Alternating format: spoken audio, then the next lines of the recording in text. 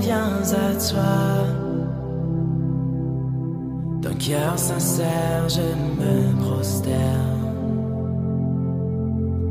Brisé par ma vie passée, Saint-Esprit, viens restaurer. C'est ta bonté qui mène à la repentance, vers le cœur de Dieu. Ton cœur, oh Dieu. Shalom, shalom, bien-aimés frères et sœurs en Jésus. Merci encore d'être avec nous dans ce numéro, Le Cœur de Dieu. Le Cœur de Dieu, c'est notre émission, n'est-ce pas, qui se tient tous les vendredis à pas de 15 heures.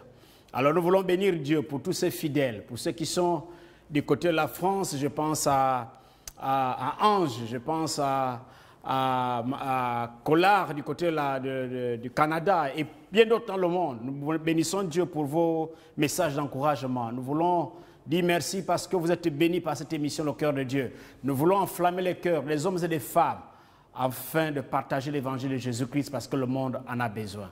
Amen.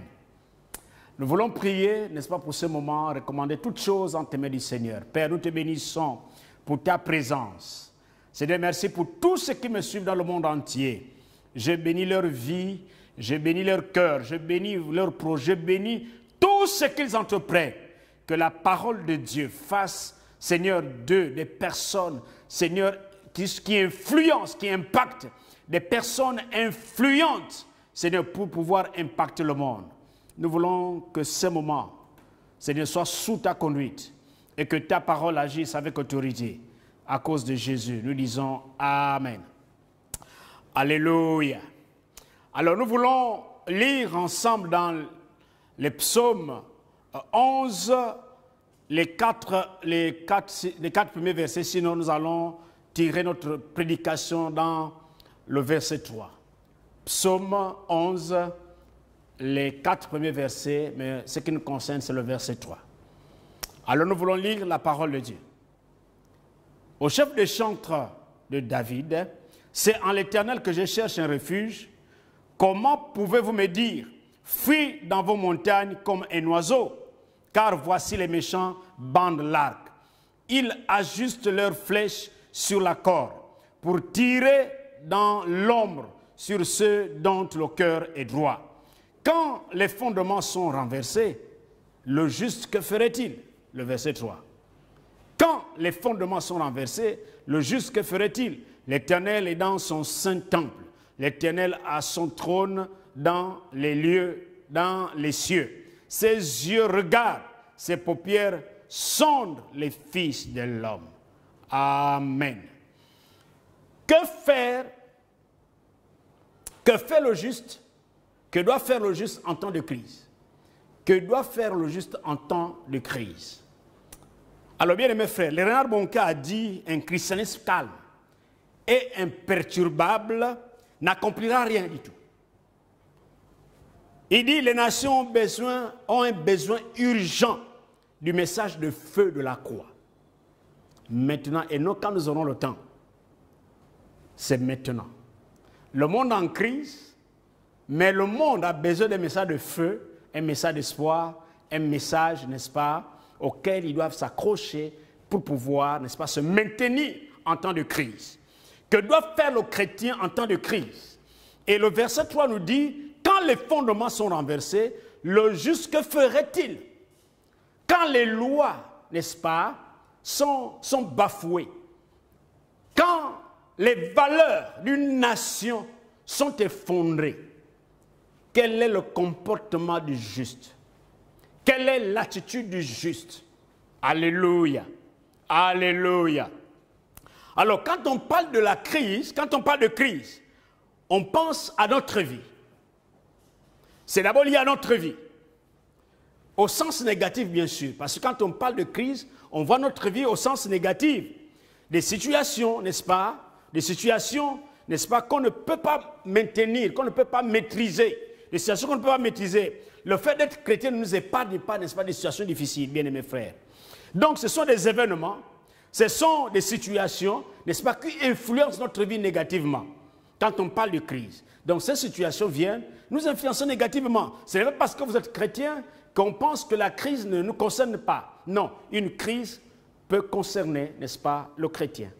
Maintenant, c'est la façon que vous voyez la crise qui fait la différence. Comment vous voyez, comment vous percevez cette crise, comment vous gérez cette crise. C'est là qu'il y a la différence. Voilà pourquoi je m'accorde encore avec Rana Bonke qu'un christianisme calme et imperturbable n'accomplira rien. Les nations ont un besoin urgent. Est-ce que quelqu'un peut dire amen? Les nations ont un besoin urgent, bien aimés frères. Les nations ont un besoin urgent. On ne peut pas avoir une crise et puis les chrétiens vont se fondre. Les chrétiens vont disparaître. Non. Les chrétiens doivent exister. On découvre dans ce psaume que nous venons de lire que de tout temps, l'homme a fait face à des crises, n'est-ce pas, auxquelles il n'a pas toujours, n'est-ce pas, des solutions. Nous montre que face à ces crises, l'homme n'a pas de solutions, n'est-ce pas, avec lui.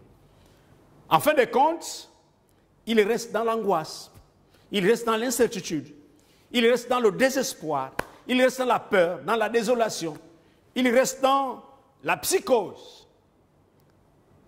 En nous basant sur l'interrogation de David, n'est-ce pas, nous voulons aussi se poser la question de savoir que doit faire le chrétien dans le contexte de lutte contre le coronavirus, qui n'épargne aucun pays au monde, qui n'épargne, n'est-ce pas, le chrétien ou le non-chrétien, et qui ne laisse rien de beau sur son passage.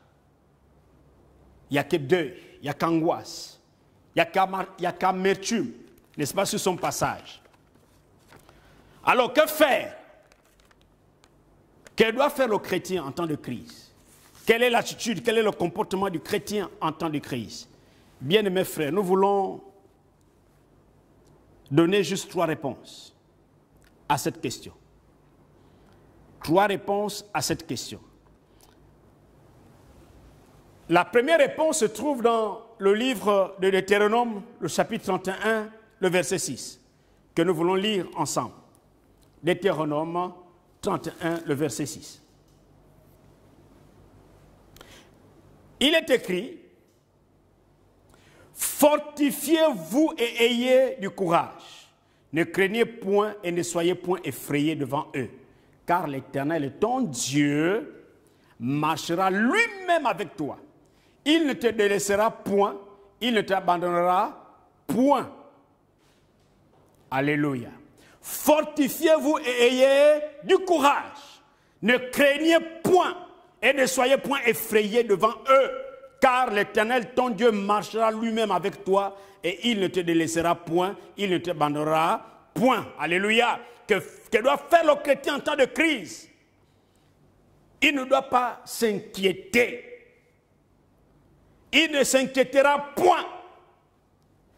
En temps de crise, le chrétien ne doit pas s'inquiéter. Même s'il est concerné par la crise, le chrétien ne doit point s'inquiéter. Est-ce que quelqu'un peut dire Amen? Et le contexte de Deutéronome, c'est Moïse, il est à la fin. C'est-à-dire qu'il est en train de voir déjà que sa fin est proche. Alors, il commence à déléguer, il commence à dire à Josué qu'il va continuer, n'est-ce pas, le travail. Il dit: fortifiez-vous et ayez bon courage. Ne craignez pas vos ennemis. N'ayez point peur de tous les événements qui vont arriver. Fortifie-toi, prends courage, ne crains point, ne sois pas effrayé, car l'Éternel, ton Dieu, lui-même va marcher avec toi. Et ça te peut dire Amen. Lui-même, l'Éternel Dieu, va marcher avec toi. Donc ne sois pas effrayé. Ne crains pas ce qui se passe. C'est vrai que tu es concerné par la crise. C'est vrai que tu es frappé par la crise. À cause de la crise, tu as perdu ton business. À cause de la crise, ton chiffre d'affaires a diminué. À cause de la crise, tu as fermé tes magasins. À cause de la crise, tu as perdu ton travail. À cause de la crise, tu as perdu ta femme. À cause de la crise, tu n'as pas pu soigner ton enfant. À cause de la crise, rien ne marche autour de toi. Mais Dieu te dit, ne crains point, je vais marcher avec toi. Et c'est quelqu'un peut dire amen. Bien aimé frère, que fait le juste en temps de crise? Il ne doit pas s'inquiéter parce que Dieu marche avec lui. Parce que l'Éternel Dieu marche avec toi, ne t'inquiète pas. Alléluia. Vous savez, quand les non-chrétiens paniquent, le chrétien doit être imperturbable. Lui, c'est celui qui doit trouver des solutions. Tu dois trouver des solutions. Parce que tu es un réparateur de brèches. Tu restaures le chemin, tu rends le pays habitable. Quand il y a la crise, les gens doivent trouver refuge chez toi. Et si tu es paniqué, alors qui va trouver des solutions à la crise? Alléluia. Oh, bien-aimé frère, dis Amen. Dis Amen. Fortifiez-vous, ayez du courage. Ne craignez point et ne soyez point effrayés devant le coronavirus. Car l'Éternel, ton Dieu, marchera lui-même avec toi. Il ne te laissera point, il ne t'abandonnera point. Bien-aimés frères, Job avait tout perdu. Job avait tout perdu. Tous ses biens, ses beaux enfants, il avait tout perdu. Mais à aucun instant, Job avait maudit Dieu à cause de cela. Il a sanctifié Dieu, il a béni Dieu. Même ses amis qui ont cru qu'il avait péché, même sa femme qui a demandé Dieu mourir, il n'a aucun instant maudit Dieu. Il est resté intègre parce qu'il savait que tout ce qui lui arrivait dans ce temps difficile, Dieu saura comment le relever. Alléluia. Regardez ce qui s'est passé après. Dieu a multiplié ses biens. Dieu lui a donné d'autres enfants. Dieu l'a béni. Alléluia.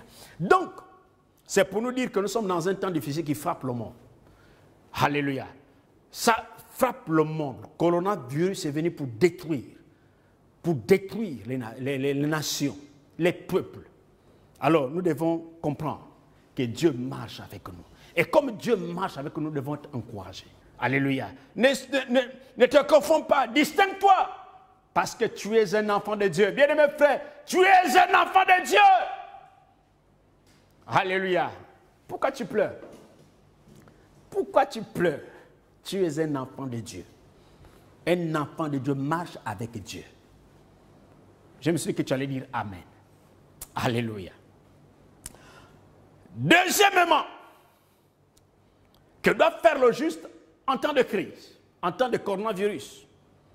Deuxièmement, le juste se sent concerné par la situation qui a occasionné la crise. Amen. Il se sent concerné. Il se sent concerné de la situation qui a occasionné la crise. Parce qu'un juste doit chercher le bien, n'est-ce pas, de la nation dont il est habitant. Le juste, le chrétien, doit chercher le bien dans le quartier là où il habite. Est-ce que quelqu'un m'entend? Il doit se sentir concerné quand il y a la crise. Il n'est pas épargné. Parce que nous habitons, nous n'avons pas de ville. Il n'y a pas la ville des chrétiens, la ville des non-chrétiens. Il est concerné, le chrétien doit être concerné, se sentir concerné dans le problème de sa nation, dans le problème, n'est-ce pas, de son quartier, de son village. Il doit se sentir concerné. Et ce qui se passe dans le monde, le chrétien doit se sentir concerné pour trouver des solutions. Et si quelqu'un m'entend, peut dire Amen. Alléluia. Dis Amen, dis Amen 2 fois. Dis Amen 3 fois. Parce que tu es concerné. Le chrétien ou le juste se sent concerné par la situation qui a occasionné la crise. Nous lisons ensemble Néhémie, le chapitre 1. Nous allons lire juste le verset 4. Chapitre 1, le verset 4. Il est écrit: lorsque j'ai entendu ces choses, je m'assis, je pleurais et je fis plusieurs jours dans la désolation. Je jeûnais et je priais devant le Dieu des cieux. Alléluia. Lorsque j'ai entendu quoi?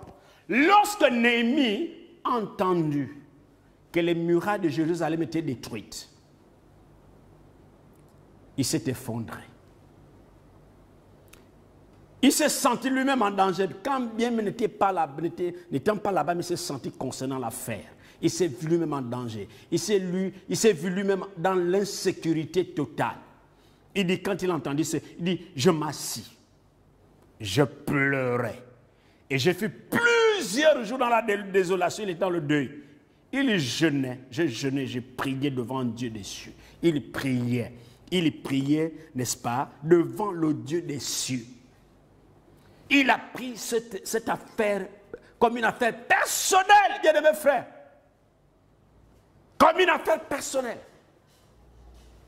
Il n'a pas dit, bon, ça ne me regarde pas, je ne suis pas au pays, les gens du pays vont régler ça. Non. Non. Il s'est vu au pays et il s'est vu dans l'insécurité parce que les murailles protégeaient la ville.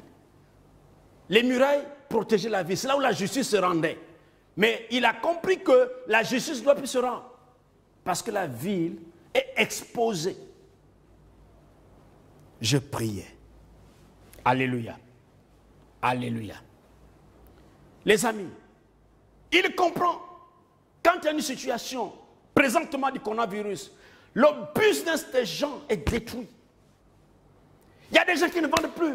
Il y a des gens qui avaient leur femme. Une fois, un frère nous rendait témoignage. Une femme avait l'habitude de faire son poisson chaque soir. Mais un jour, elle a commencé à faire ça à 15 h. Et quand 17 h est arrivé, aucune personne n'a acheté. Elle a tout emballé. Et vous comprenez le danger. Parce qu'il y a couvre-feu à 18 h. Donc, vous voyez un peu, quand on est chrétien, quand on essaie de réfléchir, on se mal à prendre les autres. Les gens qui font le business, comment ils vont faire pour vivre? Comment ils vont faire pour payer l'école de leurs enfants parce que le business ne marche plus? Bien mes frères. Les gens des restaurants ne peuvent plus travailler parce que pour aller dans le restaurant, il faut avoir un test Covid. Et pour avoir le test Covid, c'est tout un problème. Les amis, les gens souffrent actuellement.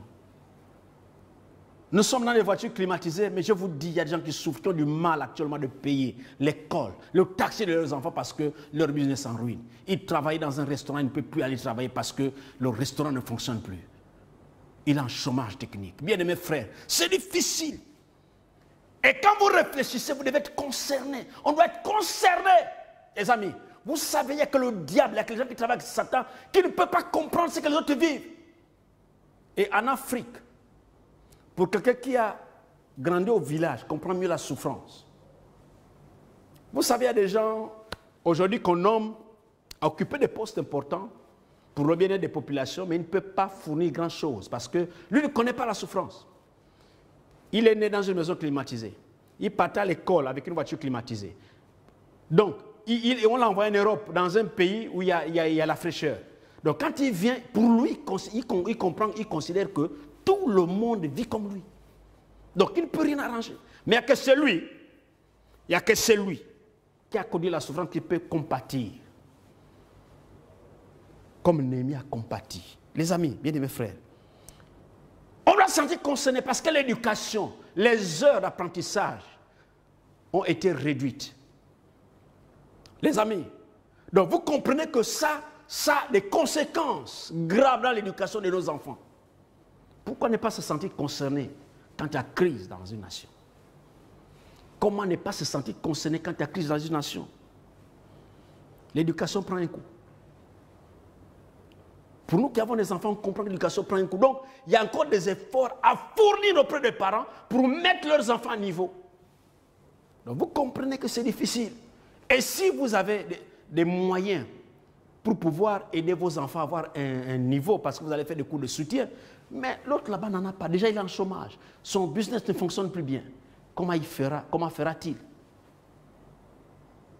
Les amis, si on est concerné, nous allons prendre des décisions qui vont aider le peuple, qui vont aider les frères et les sœurs, qui vont aider tout le monde, n'est-ce pas, à faire, n'est-ce pas, le nécessaire pour répondre aux besoins des autres.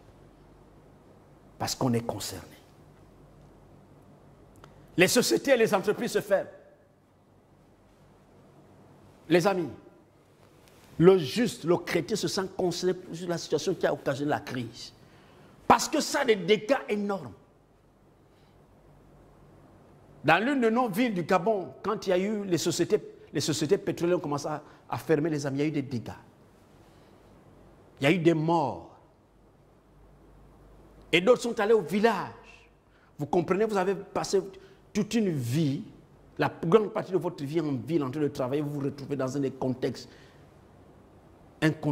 difficile à surmonter. Mais pour certains, sans leur dire, ils ne sont pas concernés. Ils ne voient pas tous ces dégâts. Bien-aimés,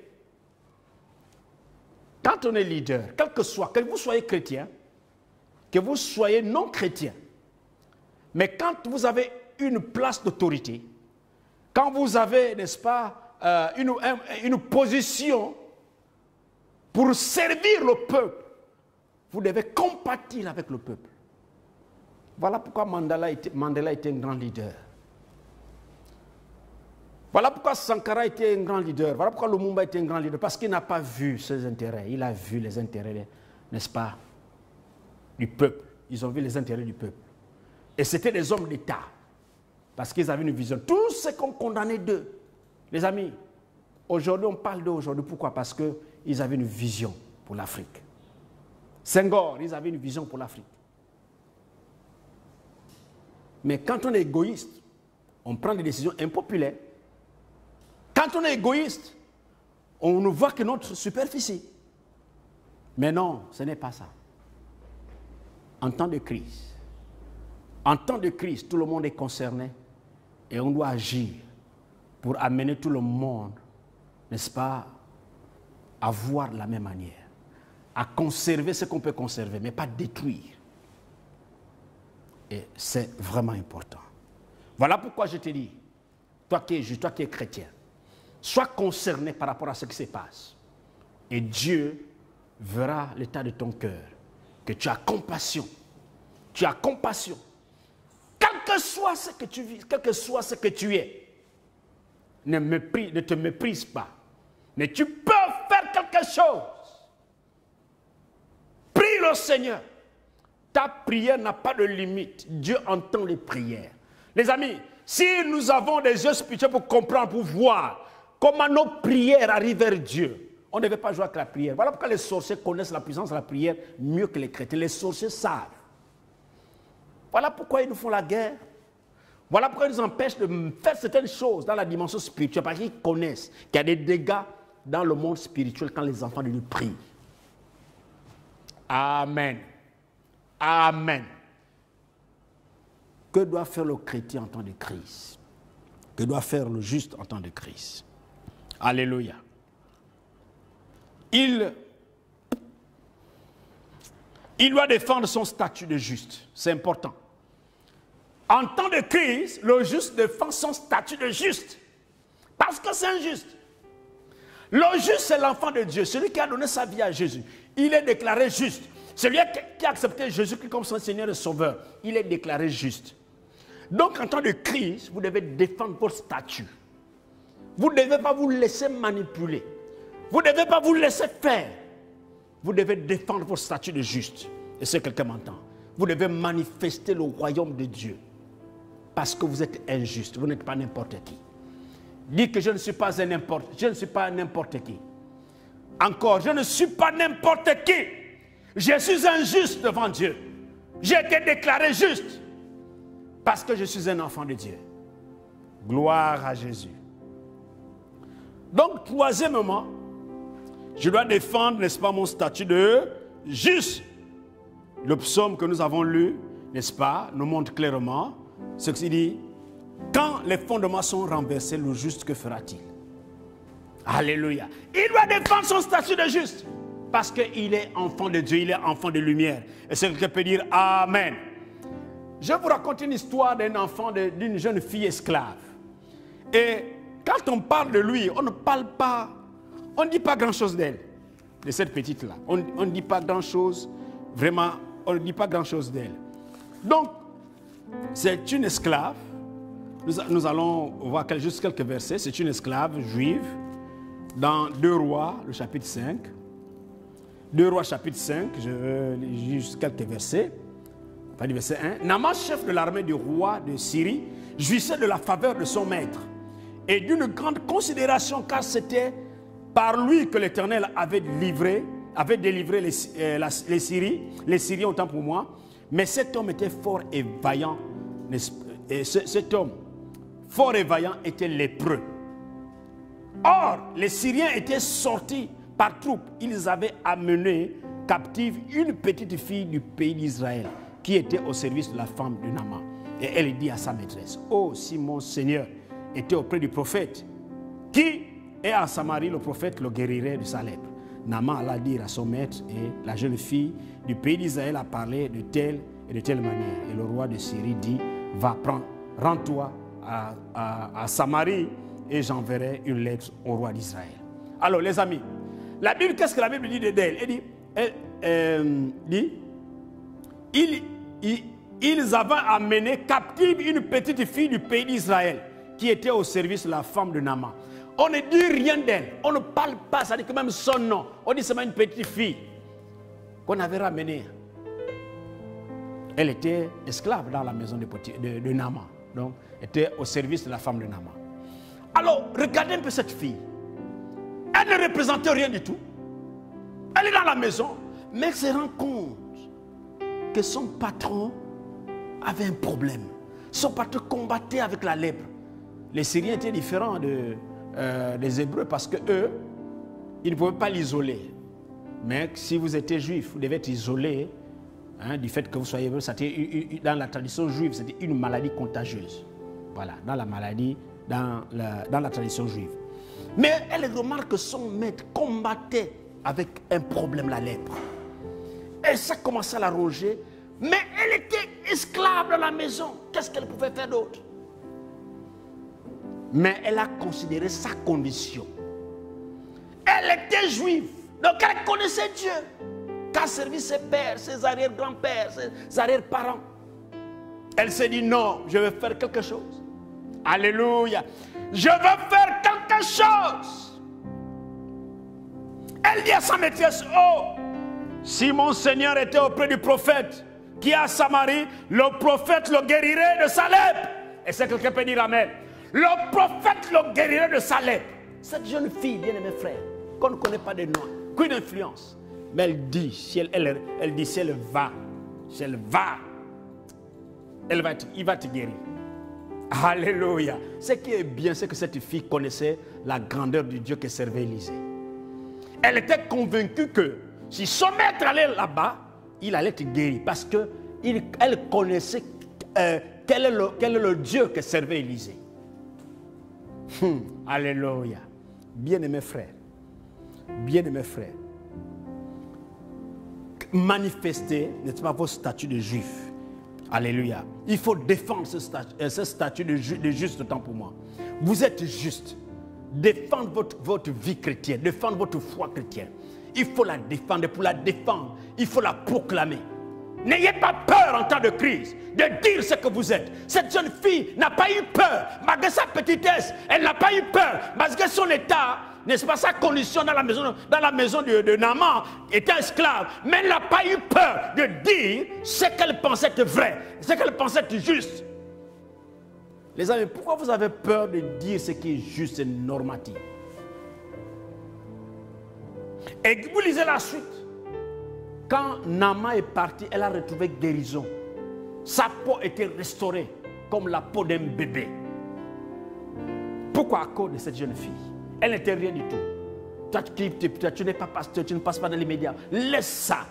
Fais ce que tu peux faire dans ton environnement immédiat. Agis selon ce que Dieu va mettre à ton cœur. Ne te méprise pas parce que tu es important. Tu as l'Esprit de Dieu en toi. Tu es important aux yeux de Dieu. Alléluia. Ne sois pas complexé par le ministère de quelqu'un. Non, laisse ça. Toi, c'est toi. Tant que tu as Jésus dans ta vie, tu as quelque chose en toi et manifeste cette chose. Ne sois pas complexé. Fais ce que tu peux faire. Le Seigneur avec toi. Vaillant héros. Alléluia. Le Seigneur avec toi. Le Seigneur avec toi. Il est avec toi. Il est avec toi. Il est avec toi, le Seigneur. Alléluia. Hey! Le Seigneur est merveilleux. Défends cette position de juste, d'enfant de Dieu. Défends cette position. Alléluia. Défends cette position. Distingue-toi. Manifeste cette position. Amen. Alléluia. Alléluia. Nous bénissons encore Dieu parce qu'il nous fait la grâce d'écouter ce message. Il nous fait la grâce d'écouter ce message. Je voudrais dire à quelqu'un que ce n'est pas le fait d'être beaucoup sage qui va régler les choses. La sagesse des hommes n'a rien à voir avec la sagesse de Dieu. Voilà pourquoi le Renard Bonquet disait qu'un christianisme calme, imperturbable ne peut pas régler les problèmes. Les hommes ont besoin d'un message de feu. Un message de feu accompagné de la puissance du Saint-Esprit pour libérer les gens. Alléluia. Donc manifeste, montre-toi. Sors ce que tu as dans ce temps de crise. Parce que Dieu a besoin de toi. Alléluia. Parce que Dieu a besoin de toi. Gloire à Jésus. Gloire au Saint-Esprit. Gloire au Saint-Esprit. Alléluia. Alléluia. Alléluia. Que doit faire le chrétien en temps de crise? Alléluia. Que doit faire le chrétien en temps de crise? Ne sois pas inquiet parce que le Seigneur marche avec toi. Ne sois pas inquiet, mon frère. Le Seigneur marche avec toi. Il est avec toi, le Seigneur. Ne sois pas inquiet. Alléluia. Alléluia. Gloire à Jésus. Gloire à Jésus. Sens-toi concerné de la situation qui a provoqué la crise dans ton pays, dans ta maison, dans ton cas. Sois concerné. Approprie-toi de cela. Parce que ton bonheur en dépend. Alléluia. Oh my God. Oh my goodness. Alléluia. Défends ta position de juste. Défends ta position de juste, quel que soit le milieu dans lequel tu te trouves. Défends ta position de juste. Que Dieu te bénisse. Que Dieu te bénisse. Et je proclame que le Seigneur qui est avec toi va t'aider à marcher dans la puissance du Saint-Esprit. Alléluia. Le Seigneur qui est avec toi va t'aider à porter le fardeau de ce qui a provoqué la crise dans la nation, dans ta maison, quel que soit le milieu, sens-toi concerné parce que le Seigneur est avec toi. Alléluia. Alléluia. Défends ta position de juste, quel que soit l'environnement. Merci Père pour ta grâce. Merci Saint-Esprit parce que tu es vivant. Merci Saint-Esprit parce que tu règnes à jamais. Rien ne peut nous enlever notre positionnement en toi. Quelle que soit la situation, mais nous allons toujours triompher parce que tu es avec nous. Nous allons réussir parce que tu es avec nous. Je bénis cette femme. Je bénis cette femme qui me suit. Je proclame toutes les grâces. Ne sois pas inquiet. Même si tu as perdu ton boulot, ton business ne marche plus, ne sois pas inquiet. Ne sois pas inquiète parce que le Seigneur est avec toi. Le Seigneur il y a une porte qui est fermée, mais le Seigneur ouvre une autre porte. Saisis cette opportunité et rentre à l'intérieur de cette porte. Alléluia. Alléluia. Quand il y a crise du côté gauche, Dieu ouvre une porte du côté droit. Saisis l'opportunité dans le nom de Jésus. Que rien ne puisse t'accabler et mets Satan à nu parce qu'il n'aura pas à te faire pleurer. Alléluia. Alléluia. Alléluia. Le Seigneur est vivant. Marche de toi, mon frère, ma soeur. Sois béni. Sois béni. Sois béni dans le nom de Jésus. Amen.